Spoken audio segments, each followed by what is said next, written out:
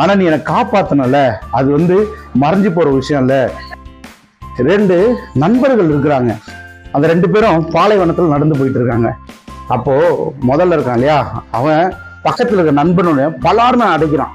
அடிச்ச உடனே அவன் போயிட்டு மணல்ல என் நண்பன் என்னை அடித்தான் அப்படின்னு சொல்லி எழுதுறான். நடந்து போயிட்டே இருக்கிறாங்க. திரும்ப அடி வாங்கினான் பாத்தீங்களா, அவன்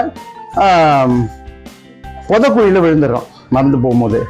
இப்போ அடிச்ச அதே நண்பன் என்ன பண்றான் அப்படின்னு பாத்தீங்கன்னா, அவனுக்கு கை கொடுத்து அந்த புதக்குழியிலிருந்து தூக்கி காப்பாத்துறான். உடனே ஒரு கல் எடுத்துட்டு போயிட்டு பக்கத்துல ஒரு பாறை இருந்துச்சுங்க. பாறையில என் நண்பன் என்னை இன்று காப்பாற்றினான்.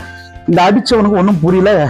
என்னடா டேய், நான் உன்னை அடிச்சேன் மணல்ல போய் எழுதுற, நான் உன்னை காப்பாத்தினேன் கல்லுல போய் எழுதுற, என்னதான் அவனுக்கு பிரச்சனை அப்படின்னு சொல்லும்போது அவன் சொன்னானா, இல்ல நீ என்னை அடிச்சது எனக்கு தீமையான விஷயம், அதை நான் மணல்ல எழுதுனேன் இல்லையா, காத்து அடிச்சிருக்கோம், மண்ணு போயிருக்கும், அது மறைஞ்சு போயிருக்கும். ஆனா நீ என்னை காப்பாத்தினல, அது மறைஞ்சு போற விஷயம் இல்ல. நான் பாறையில எழுந்து அது நிலையா என்ன பண்ணும் இருக்கும். நல்லதை எப்பயுமே நம்ம என்ன பண்ணணும், ஞாபகத்துல வச்சுட்டே இருக்கணும், மைண்ட்ல வச்சுட்டே இருக்கணும்.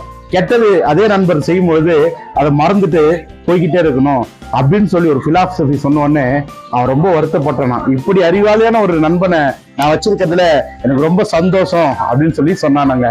உங்களுக்கு இது மாதிரி நண்பர்கள் இருக்கிறாங்களா? கொண்டாடுங்க. நன்றி.